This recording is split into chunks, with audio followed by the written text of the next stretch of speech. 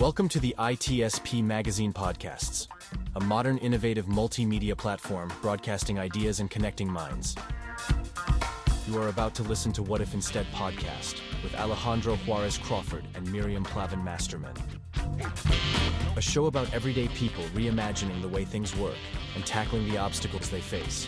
We explore adventures in democratizing innovation, how the chance to try one's hand at something new affects people and even organizations, what powers they discover, and what challenges they face along the way. Technology is for the people. It should be used for good, not evil. Technology is for the people. It's sort of easy to harsh on the super creative office, right? Where it became, sometime in the aughts or the 90s, it started with the dot-com boom, didn't it? Where you just sort of knew that you were in that office with little skateboards and various games. There'd be a foosball table, and there'd be either Herman Miller chairs, those super comfortable, meshy, bouncy chairs, or there would be lots of big Pilates balls all over the place. Is this something that's become so insufferable, such a cliche, that it shouldn't be allowed? Where do you two stand on office furniture and what it says about whether we're playing or working and whether we're insufferably creative or just getting our creative on? Well, if you don't set the right context and the right atmosphere with neon signs, air-on chairs, bouncy balls, concrete floors, and no ceiling tiles, you're not a tech company. And so the first thing you got to do is rip down the ceiling tiles, throw those things out, get rid of them, hopefully recycle them, rip up the carpets, hopefully recycle those, leave the exposed concrete, get your bouncy balls and put up a couple of neon signs, and all of a sudden you've become technology. That's our perspective. I like this. So if you're pitching a tech VC, your main job is to just talk about how you got rid of all these things and replaced all these things, so your tech is going to be incredible. Yeah, pretty much, yeah. I mean, if you have a good 10-page pitch deck that kind of defines the problem, defines your solution as the answer to that problem, simplifies the revenue model to say how you're going to make money, and then boom, you got some neon signs, you basically increase your multiple, which is ultimately what most tech companies are trying to do. So what has the neon sign below done to your valuation? Good question. We haven't tested that yet. So we're still working on the next valuation. But our current owners are quite happy with the development of our company. And the neon is just sort of the jewelry that accentuates the success. But why tech from, when were neon signs? Mid-20th century. Why does this show advanced software chops? Well, because it's sort of the embodiment of sustainability. Because the old neon sign of Las Vegas days was a massive consumer of electricity, big polluter in the environment.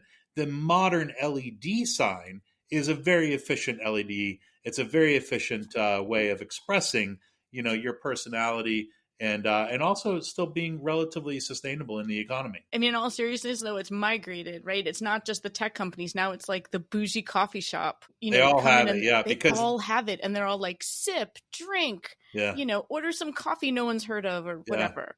Oh, my mom has one too, welcome home. She's got this big pink neon sign, welcome home, in her living room. She was like, I got to have one. So it's proliferating all across America and Europe. So Who is Tom Christenson? Who is Tom Christenson? That is a great question. So we're delighted to have Tom Christenson with us today. He joins us from Amsterdam.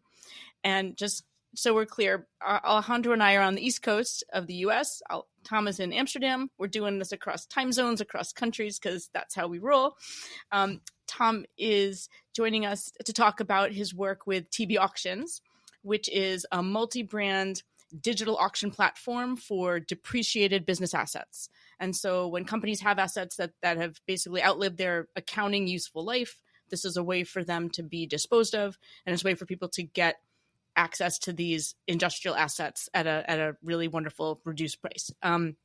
Just to give people a perspective, because it's not an area that I think we're typically used to thinking about. The company did about $1.5 billion in revenue last year from brokering these sales. So this is a very large company, and then they operate in the Nordic countries, they operate in Benelux, they operate in Britain, and then throughout continental Europe. Have I left out any countries? I'm not sure. No, that's pretty much it. The full EU 27 spectrum a couple of others that are not involved in the EU itself. So yeah, we have sellers from about 32 countries, and we support buyers from nearly 170 countries. You need these days an interplanetary plan. That's like slide 12. If Well, list it out. ultimately in the business pitch deck, we do have the interplanetary plan. Yes. Is that First before we'll the conquer neon North signs? America, then the rest of the world, then we're going to Mars with Elon. I like that. You remember the old New Yorker's map of the world, where Ninth Avenue then comes right at the other continents. I'm interested that your sequence sort of, I think America was right before Mars. Did I get that right? The rest of the world on is the path, somewhere there. The way we are today in the United States, America is just about as close to aliens as can be. I am Alejandro Juárez. Crawford, my brilliant and unstoppable co-host, is Miriam Plavin-Masterman, and we're on a mission to make experiments of your own as normal as watching videos on your phone. Welcome to What If Instead, the podcast. Now, Tom, as I've learned about you and TBAuctions, and I'm not assuming the two are synonymous, I have understood at least one what if instead, if I'm getting it right, if I'm grokking it, to be what if instead large equipment, from a tractor to an MRI machine, all the way through to the kinds of equipment we use in industry that regular people don't always know the words for, right? That these large pieces of equipment don't just get thrown out at the end of their life, and both at the end of their accounting life, shall we say, while they still have useful life. It sounds like your what if instead is that these pieces of equipment should have a second life, and that we can use digital auctions not just to get a table on Facebook Marketplace from the next town over, but to make this kind of second life possible. Am I getting that right? Talk to us, please, about what the big what if instead for you is at present. Yeah. Well, I mean, the fundamental of the platform that we're building is based on the idea of what if instead of throwing this stuff out in the trash, we actually enabled someone else to use it. And you can look across the wide variety of categories of used business equipment that have served their useful life. 3, 4, 5, 7 years is kind of what most organizations, businesses buy things for at full price, and then they depreciate over a 5 or a 6 or a 7 year basis. And then at the end of that depreciated life, the asset on their accounting books is useless. But most of those machines, most of that equipment, whether it's, as we were joking about before, the Herman Miller Aeron chair or an MRI machine or a tractor or many, many, many, almost anything you can imagine that was built and purchased in roughly 5 to 7 years, a business has depreciated that. And they're looking then to replace that asset. And rather than throwing that asset into the trash, into the garbage bins, what if we found customers that could actually use it for another 5 or 7 years? And they put it back onto their books as new, and then they depreciate it for the next 5 to 7. And that's the fundamental of finding the auction mechanism and what TBAuctions enables for our sellers. They can sell these used assets. They can get value, appreciate that value, and actually recognize it as a profit on their P&L, and then enable it to be used going forward, which is awesome because it offsets, getting new raw materials extracted from the ground to create new machines. It also offsets all the CO2 associated with the manufacturing of those machines just by enabling their life a little bit longer than if they just went into the scrapyard. Fascinating. So to follow up on that for a bit, how you had mentioned that you have sellers in 32 countries and buyers in 107 countries. Yep. I get, so since it's a two-sided market, which is the harder side to build?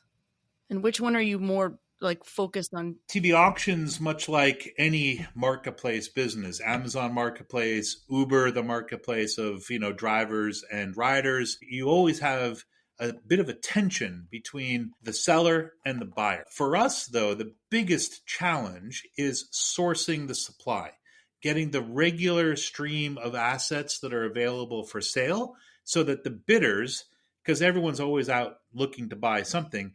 The bidders can find the product that they're looking for at the time that they're looking for it. So for us, the bigger challenge on that two-sided marketplace is not finding buyers, but rather it is finding the sellers with the assets that trust the mechanism of auctioning versus other mechanisms of either the certainty of disposal, throwing it into the trash, or trying to sell it with a classified ad or giving it back to the dealer or the original equipment manufacturer who produced the asset in the first place. And so how do you get them to trust you to do that process? It's a fundamental part of building our platform with a degree of transparency so that the seller trusts that the auction mechanism will get them a good value. It's also ensuring that the seller has access to the biggest set of bidders.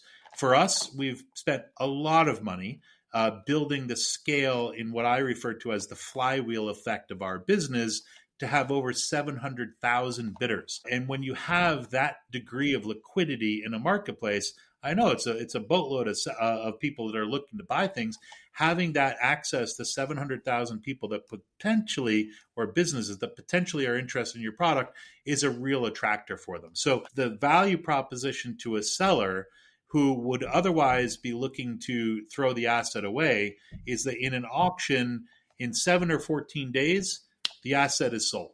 And they get a good value because there's a significant amount of interest in the 700,000 bidders that are looking at those assets. Tom, you might have seen Mim smile broadly when you mentioned flywheel effects.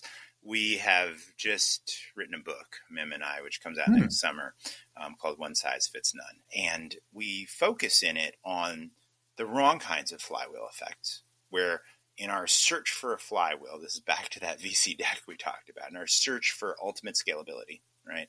And something that will just replicate. And the idea of the flywheel, for users not familiar, is it just keeps turning without any extra energy applied, right? But it takes a lot of energy to get it started. So, you think of a windmill or a water mill, it takes a lot of effort, but then, it self-sustains. It's awesome. And there are, in business, I would posit good flywheels and bad flywheels. And maybe I'm stating this in too much of a moral way. There are flywheels that are good at meeting the needs in a very responsive way of a lot of types of customers. And then there are flywheels that tend to put us in a position of, if our need isn't exactly what my large multinational bank is used to dealing with, then it might as well not exist.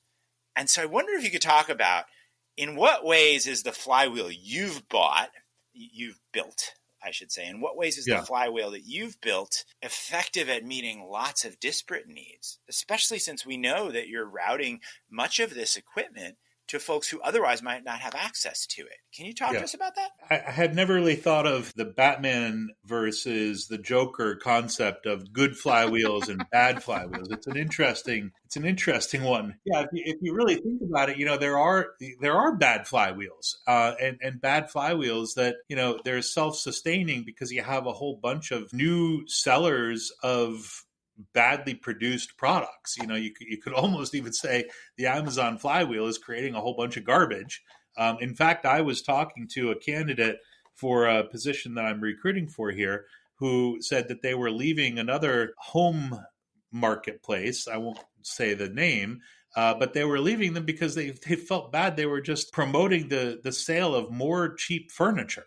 And they didn't want to, add more to the waste that's being created. She was very attracted to the flywheel of TBAuctions because we're creating the self-sustaining momentum of putting assets back to use and enabling the ability for especially developing economies to have access to discounted and to depreciated assets, as you described earlier, where, hey, an MRI machine that's no longer useful to the British medical system is extremely valuable in Indonesia, the Philippines, and in India.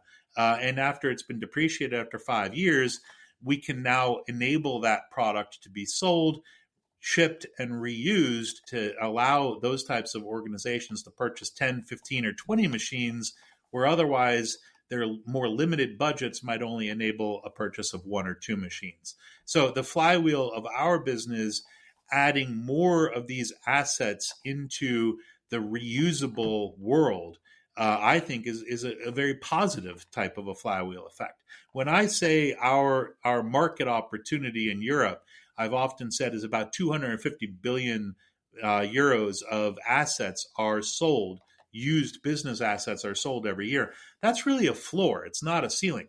That floor is representative of just the assets that are currently traded versus all the other assets. It's so much easier to just throw it out into the trash.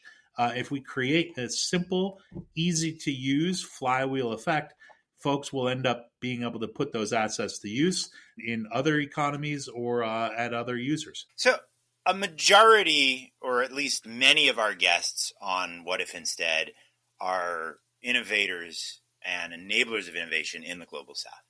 And we've had folks who are really leading globally on vehicle-to-grid solutions in ways that the power centers of the global north have barely conceived of. We've had folks leading on healthcare innovation that deal with the intricacies of culture and stakeholders in a specific place. And I want to ask you, how do you think about both the reverse innovation piece here, right, which I believe shouldn't really be called reverse, but with respect to Govindarajan and Trimble, the advantages that can be had when the Global South isn't just sort of taking the leavings of Europe, for example, right, but is coming up with solutions that can show the way for others.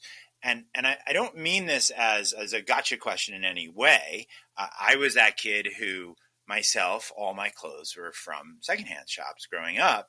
And whereas I might have felt iffy about an Army-Navy stores, right? Which is maybe even a better analogy because, at first I had to, should I be embarrassed that I don't have a new nylon backpack? I have this Army surplus backpack, which my dad was really into. And now I'm like, of course, that's what I should have been doing.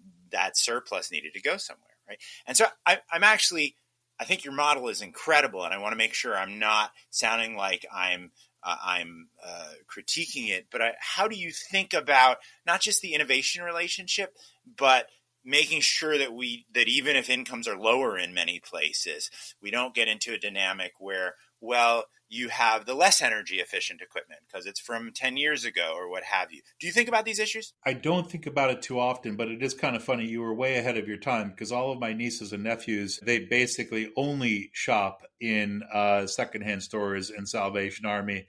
And that's kind of the cool way as opposed to buying the new stuff. But, I think that the feedback that we get from buyers is that there's just so much thanks that there is an easy way for them to acquire these assets that otherwise would not enable them to continue to operate their business or provide care for patients. Whether the white plastic has converted a little bit to the yellow plastic or it's a Euro 5 engine on a tractor, that, it is going to pollute a little bit more than a brand new Euro 6 or a Euro 7 tractor, but they haven't had to create a new tractor, or they can actually get a tractor that works versus the tractor that just does not work and is a Euro 3 type of a polluter.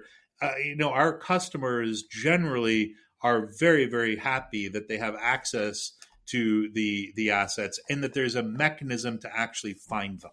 And that's really fundamentally one of the hardest things is finding the asset that you're looking for, and us being now a platform at scale that's building that flywheel effect. It is an easy way for people to get the assets that they're looking for. Yeah, and we know, of course, that building a new piece of equipment has a huge carbon footprint, right? Of course, it's years for an EV driver to start getting the carbon benefits. For example, I mean a consumer.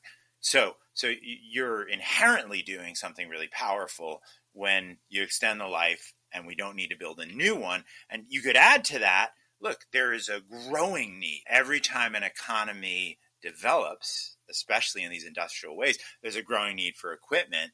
And we can't necessarily, as a planet, always be building a new piece of equipment. So I think it's very interesting where you've taken it, but I want to ask one crazy question. May I? Yeah, of course. Is there any piece potentially in the vision that could involve relationships with third-party retrofitters who, I'm thinking, I've done some consulting on a building will be retrofit to be passive house, for example, Yeah. right? Is there any relationship where you can take a great piece of metal, right? Yeah. Stick with a tractor or an MRI machine for now, and you can retrofit it with a different power source, or is that just crazy town? It's absolutely not crazy town. We have not explored that yet. However, if you just look at some of these examples, especially in the classic car trade, which we're not in, but the classic car trade takes a lot of these older, much less efficient, much more of an energy pollutant type of a vehicle and changes out the engine. That type of a potential, I think, actually exists because the metal functionality of equipment, tractors, construction equipment, it doesn't change. What's inefficient, to your point, is the engine. And so is there a possibility in this world where we're helping extend the life of the shell and then partnering with someone that can replace that core, that engine, to make that more efficient? I think that's a super interesting opportunity.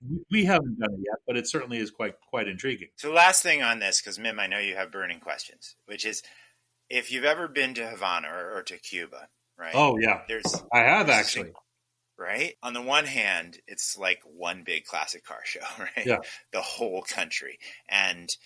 But you also see, a car built in the 50s might have a great body, but invariably the window, the handles to open up your windows and to open your doors have needed to be replaced. So I mention this because it was fun just now as you spoke, imagining a world where instead of it being like, oh, here's the older, more yellowed piece of equipment, here is that classic piece of equipment in the beautiful way that we used to make it before we figured out how to make the auto body cheaper with state-of-the-art power, renewable energy power, for example. Yeah, no, you can see it in the construction equipment, but to your point, yeah, even within MRI equipment or the other medical equipment, computer and technology equipment, the casing is still fine.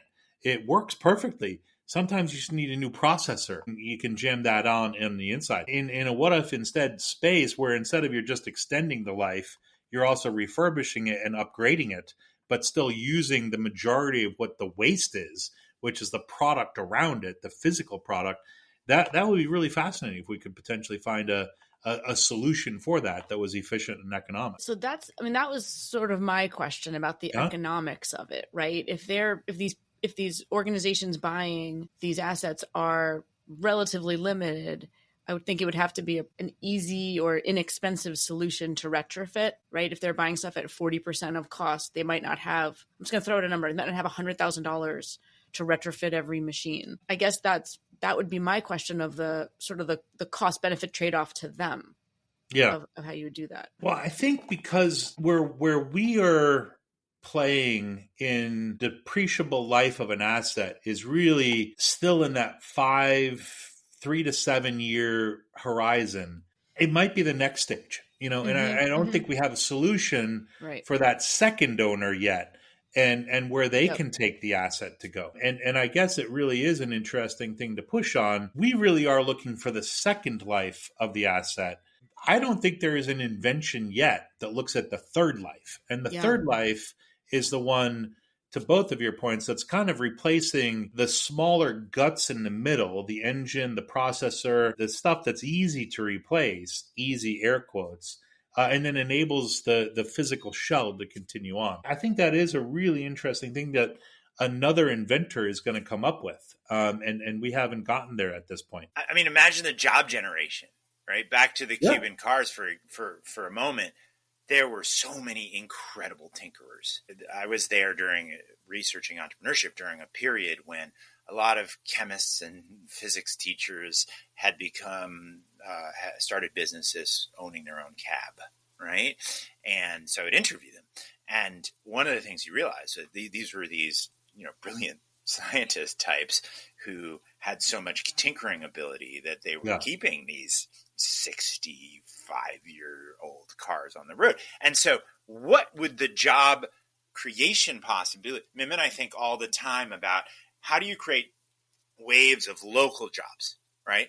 All around the world. And I can imagine that third life, maybe the platform, TBAuctions, Second Life, in this what if instead scenario that we're playing with, could have all these local folks who then do the tinkering to extend third life or to adapt to other applications. You can start to imagine a world where, equipment, it's like a Genet movie, if I'm saying his name right, where, there's sort of contraptions that have been jerry-rigged and retrofitted and fitted and MacGyvered all around the world to various purposes.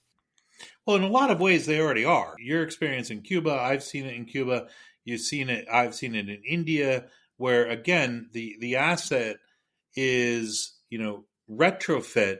The engine is replaced. All the parts and pieces are replaced. And you don't have to extract more material from the ground to build the shell, which is really what's the useful part for the human beings. And you really do create that kind of ecosystem of the third or fourth or fifth life of an asset. And it slices off the most capital intensive piece. This is what I'm fascinated with as we say this. Making that shell, there aren't a lot of small car companies, right? I mean, there are folks who do a few, but MRI production is not a cottage industry, right? MRI machine production, because it's super capital intensive. Go ahead, Mim. The planned obsolescence was actually my next question, because you talked earlier, Tom, about we're really good at selling and producing junk, right?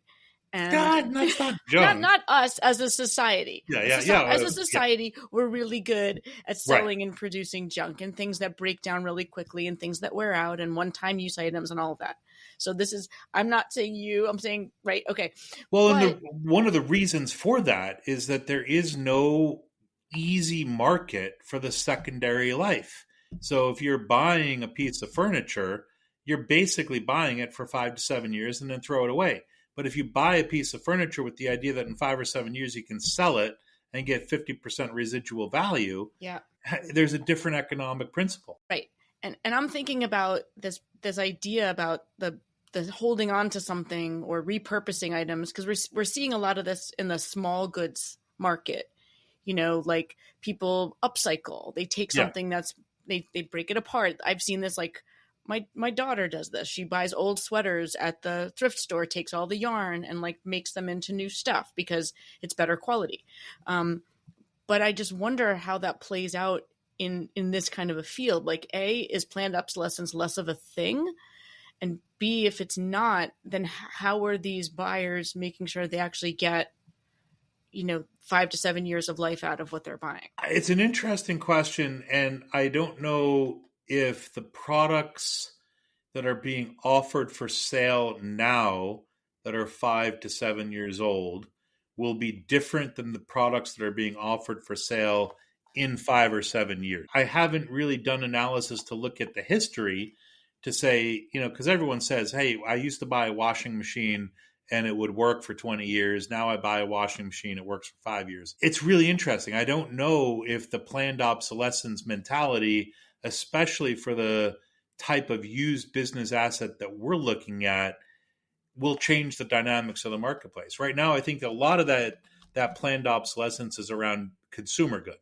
And, your phone, your clothing that you buy at Uniqlo, the furniture that you buy on Wayfair, those types of things are kind of designed, and we all know that they're designed to be disposable. I think generally still today, a business asset is not designed with that type of disposability. But I haven't explored it. I think it's a really interesting thing to see how that market will evolve in the next 5 to 7 year generation of equipment. I think you're bringing up something very important, which is total cost of ownership. Exactly. Is something a business will often analyze, and most consumers don't have the wherewithal to analyze. Right. And if you're thinking, just for listeners, total cost of ownership is you think in terms of not just how much your inkjet printer costs, but also how much it costs to replace the cartridges and how frequently and when it broke and all this stuff, right? Because businesses are professional buyers. So yeah, they have teams of people that think through those things. Who's sitting in their underwear buying a printer on Amazon does that? Probably no one. Well, during COVID, no, seriously, but right, you just didn't know they were in their underwear because they had a tie on top. But seriously, the TCO point, right? The business buyer is thinking TCO. I mean, there may be exceptions to that because a large firm has people to do that. Whereas one of the things I'm very interested in your model is, we talked at the beginning, can a large mega farm, can equipment become accessible to a small farmer who may have less wherewithal to maybe more like a consumer in not having a team of people to calculate TCO. But I wanted to actually take this to a place you two brought up a few minutes ago. I interviewed a guy called Tom Saki, the TerraCycle founder, some years ago. And he said, look, the way we think about buying today is put as many things. If you're Amazon, you want people to put as many things in the basket as possible and replace that basket as often as possible, right? That is a vision of life. It's a vision that the little mouse with shiny objects in each of us is very susceptible to. It's a vision that we can be easily manipulated to do more of till we also need to be customers of Marie Kondo because we're both filling that basket over and over and then having to take our larger and larger houses. Now I'm thinking of, Westerners in the suburbs and constantly take the junk out of them, right? So that's a vision of life. And both you two made me think of, so I think where you're taking us is there could be a different way things work, not just in the platforms that enable it, but in how we think about these things across the world, around the world. And so what I wish I could ask you, if I knew how to formulate the question, is what does life look like if we go the full distance with what we're saying, where I'm a small farmer in Texas, like we've interviewed on this show. I am a person doing healthcare in Accra, such as we've interviewed in this show. And suddenly my world is not just the world we're live in now, where I either have the budget for something capital intensive to make or I don't. But instead, it's a budget it's a world where we've talked about where there's all this tinkering and repurposing and reverse innovation going on. And it's a world very different from that fill up your basket as many times as you can, to a world where it's the access to stuff is something that has revenue models, but they're more in the direction that you're taking us. I mean, it's that concept of kind of a global marketplace where you can easily find what you're looking for, regardless of physically where it is today, and be able to procure it, knowing that the procurement of that asset, regardless of where it is in the world, even when you figure out the CO2 of the transportation, you say it's a hell of a lot more efficient to use someone else's asset for the next 3 to 5 years than to go to my local store and buy another one. Because ultimately you're going to end up having to have that transportation anyway. It would be really phenomenal if there was kind of this global marketplace where you could find these things and trade them and eventually do it without currency would be fantastic. In your version of the world, container ships are filled not with lots of new junk that's going to go into landfill. It's really interesting you raise the concept of container ships, but if you look at global trade right now, many container ships, not all, travel fully laden from parts of the world to other parts of the world, and then travel back completely empty. And if you had this global marketplace, yes, you would have the trade of goods balancing that out. And so those ships would not be running empty. They'd be moving goods that need to be reused all around the world. And that could be a brand new piece of equipment that was used for 5 years in the Philippines that then gets shipped to Texas, and another piece of equipment from California that's shipped to Europe, and a piece that's then shipped from Norway down to South America. And that's not happening today. And it's partly because it's difficult to find the assets that you want. And part of what we're trying to build is that you can connect through what we call our technology platform, these different storefronts all around the world so that those goods can be discovered, found, and then traded. And I think that's 100% right. that is the seamless goal of the reuse economy, where you can find things that, again, are used in one area of the world that can be reused in another area of the world, and back and forth for a hell of a long time, a hell of a longer time than they're currently being used today. So you've done something incredible economically just now. Solving the empty ship problem? Yeah. Flexport and a whole bunch of other companies would be thrilled to hear that idea. I mean, it's beyond the empty ship problem, though, because it's also potentially filling the waste ship problem, right? Exactly. The truth is, and I know that the reason that I buy a lot of plastic junk that I throw out next year is not directly related to how a company buys a big piece of equipment, but it is about a way of being, a way of existing. And if we got used to the idea that you're describing, just as in the example of used clothing, where for your daughters, I think you said, suddenly it's cool to have, maybe even the clothing has been restitched or something. That's become something that's aspirational. Well, similarly, when I was a kid, I was sometimes made fun of for those things, right? So it becomes a thing where we're not just accumulating waste, which, by the way, we're shipping in container ships around the world, right? But we were using our ability to transport things to repurpose. The carbon cost is lower. And the thing that I'm most excited, if I might add one more thing, back to my 2007 iMac, until last year, when they made it totally impossible to run the new Mac OS on it, I had replaced virtually everything inside it. The best part is I wasn't a skilled tinkerer, but there were these great, there was the iFixit site, which would sell you the kit and show you how not to screw it up, which I usually did anyway, but eventually would, the point is that with that new fan, the company that made the little squeegee that could allow you to take the thing off, and the suction cups, all that is innovation and job creation. And so the biggest thing that I get excited about beyond the container ships is the idea that the vision of the economy you're describing is one where there can be a local flowering of skills, job creation, and then every person with that job is buying something locally, and you then build local capacity that otherwise is not built because you're just importing it. This is really Jane Jacobs' idea from somewhere else.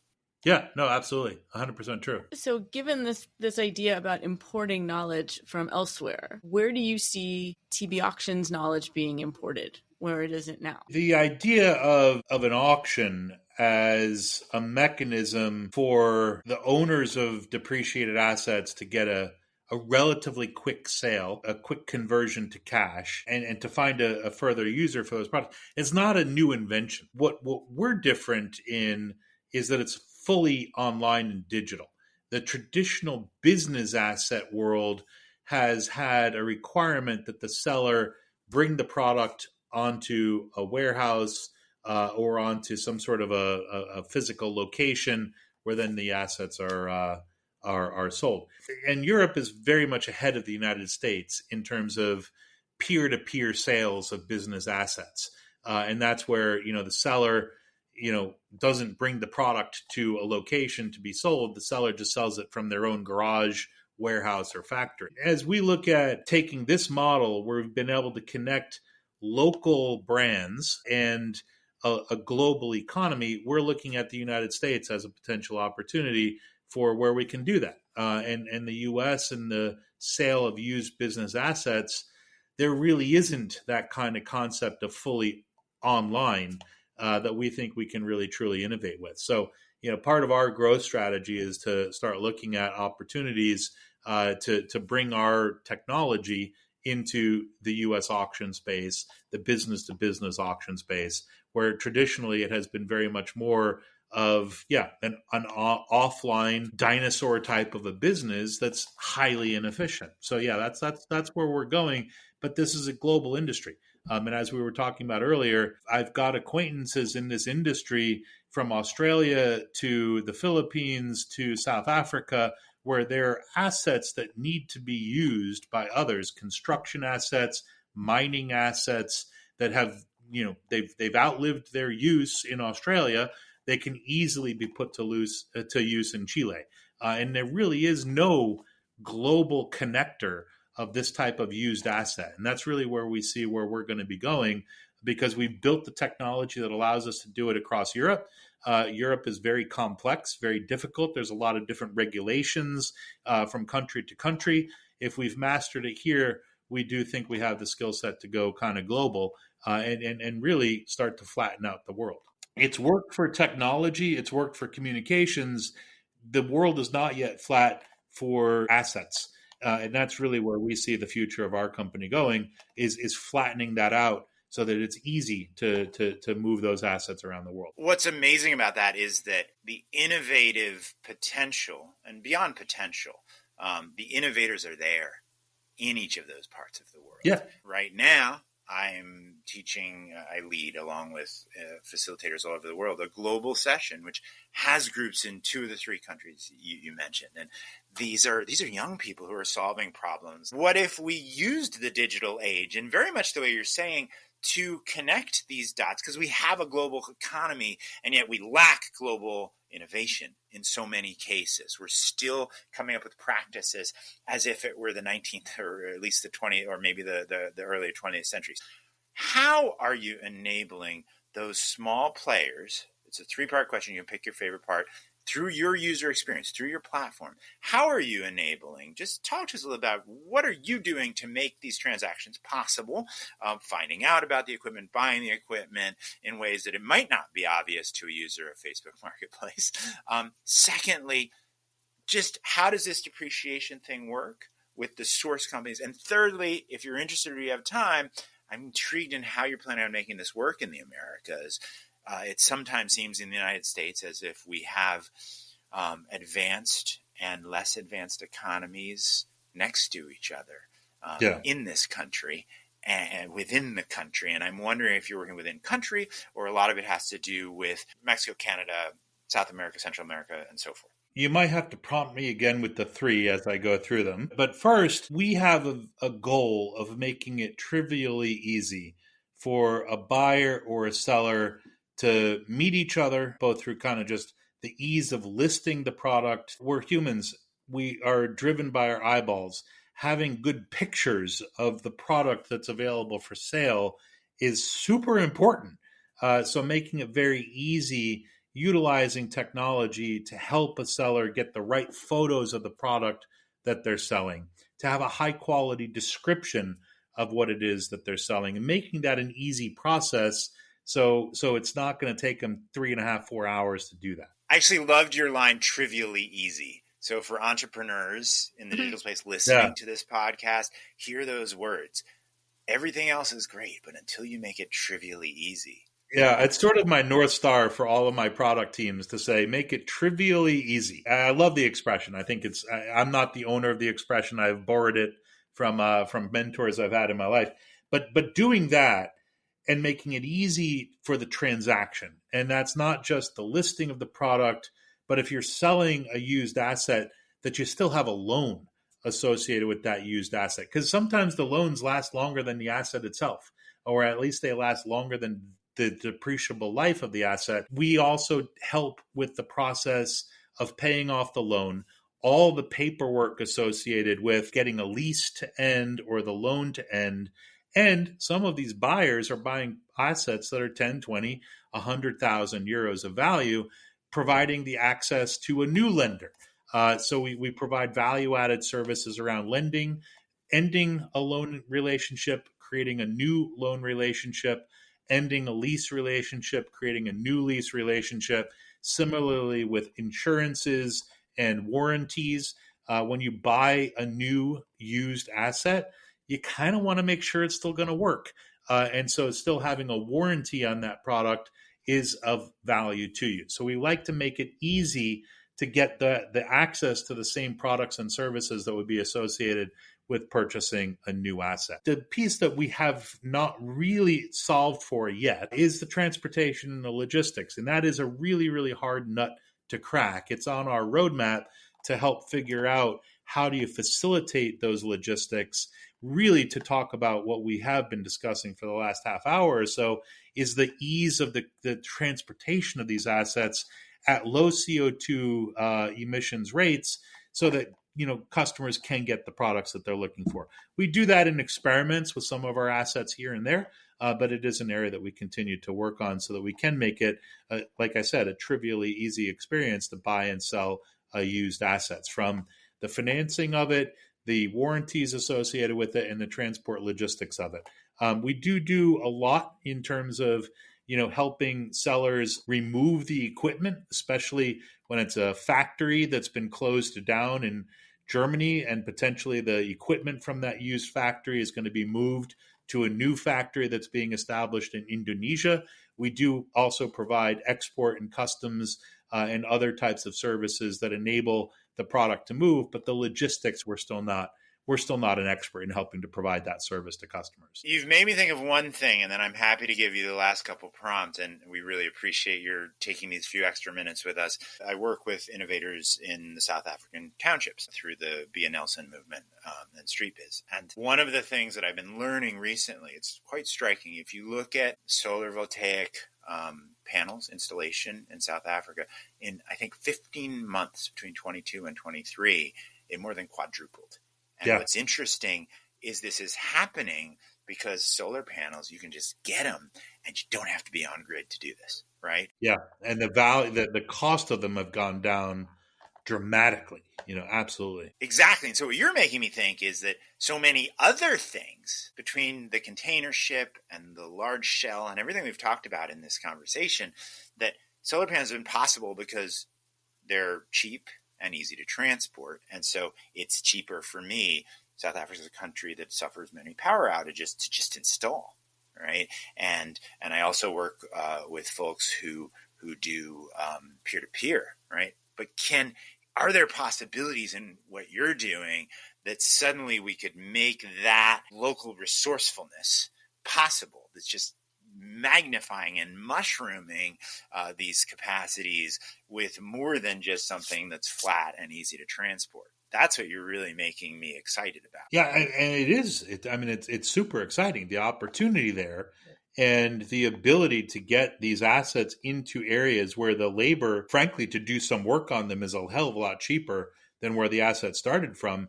Yeah, you really can start thinking about applying some labor to do the modification that's necessary to not just extend the life, but also potentially even change the dynamic of the product that's moved from one to another location. And let's seize on that changing of the product dynamic, because that I think is the most exciting piece of all, is that we kind of assume our use cases, right?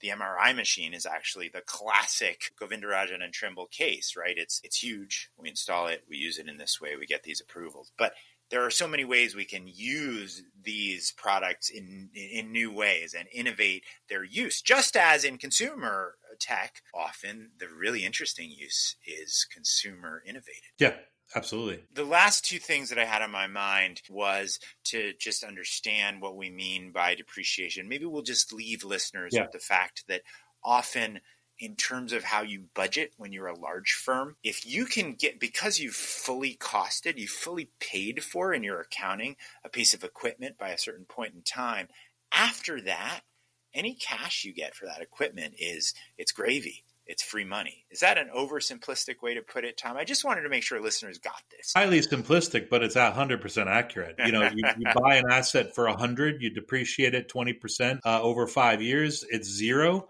You sell it for 40. Hey, it's money in the bank. It's free profit. You're 100% right. I'm going to take this as a high compliment.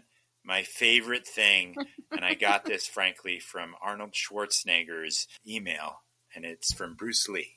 And it says, "One does not accumulate, but eliminate. It is not daily increase, but daily decrease. The height of cultivation always runs to simplicity." So thanks for what you're doing to make that possible in the world of equipment, and for calling me simplistic and right. You're the only one who could get away with that, Tom. So thank you. Hardly.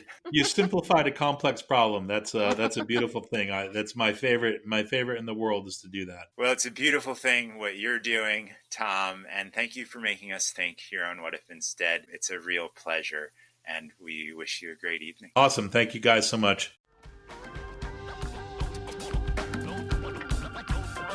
We hope you enjoyed this episode of What If Instead podcast with Alejandro Juárez Crawford and Miriam Plavin-Masterman. If you liked this story, add this show to your favorite podcast player and share What If Instead podcast with your friends, family, and colleagues. If you represent a company and wish to connect your brand to this show and its audience, visit itspmagazine.com to learn how to sponsor one or more of our podcast channels. We hope you will come back for more stories and follow us on our journey.